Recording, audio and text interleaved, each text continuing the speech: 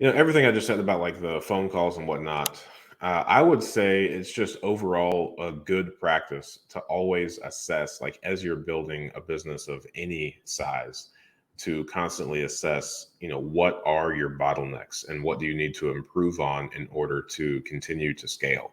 Because a lot of times, if an individual starts a business, then it's pretty natural for whatever weakness of the person that started the business is, like whatever that weakness is, there's a high probability, if not 100%, that the same weakness of that individual that started that business is going to be the same weakness of that business, right? So if you start a business and you are not good at organization, then everything that you do inside that business is not going to be very well organized. You're going to have a lot of things fall through the cracks. A lot of customers regularly ask for the same things, and vice versa. If you are great at organization, but you are, pretty timid, and you don't necessarily like going out having conversations, then while you might have a foolproof business, you're going to have a tough time with like the lead generation side of things. So you're going to have a really tough time growing at the start because you're going to treat your clients really well and they're going to be super thrilled with you whenever you get started, but you're going to have a hard time getting additional clients into the door other than word of mouth, which is one of the slowest ways to grow, in my opinion. So always, being very self-reflective, figuring out what your weaknesses are, what are your bottlenecks, and then kind of hedging against them. Everybody on the property management side of our company makes up for my brother and I's weakness, like the things that we never liked doing and were never good at it. Like the first thing that we hired out was leasing.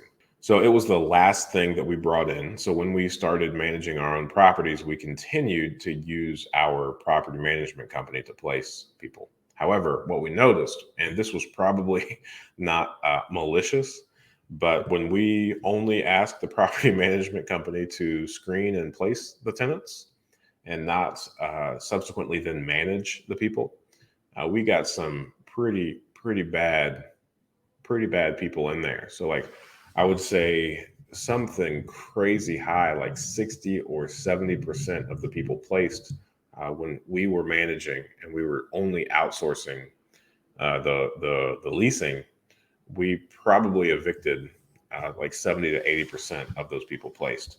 It never ended well. Don't know why. Don't know what contributing factors there were. So it was the last thing that we brought in house, and it was the first thing that we hired out. So I think the entire time that I have managed, I think I have only personally placed, from getting the application, going through the leasing report, and getting someone in a property, I think I've only done that 2 or 3 times, maybe. That's probably me giving me more credit. That's probably including the people that when we hired it out, kind of the initial and horrible training that we provided to the guy that we hired it out to. So that was the first thing that we hired out. And that makes up for something that Will and I aren't good at and don't like doing. So always figuring out how to bring other people in and kind of build up those areas that you're naturally weak at and that become your bottleneck.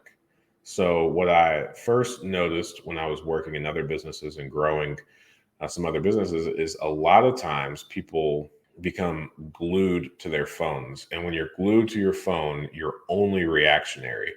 So anything that you can do to limit the amount of time that you spend answering the phone, it allows you to be proactive, to do kind of deep work, which is a book written by Cal Newport, which you should probably also read if you haven't already.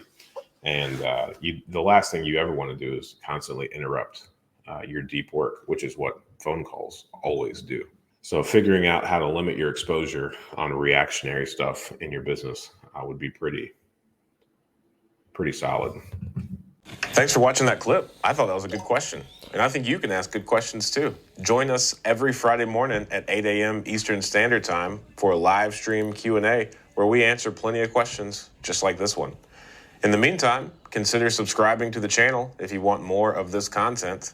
And if you want to increase your deal flow, analyze properties better, and help me feed my family, click the link below for a free 7-day trial of PropStream.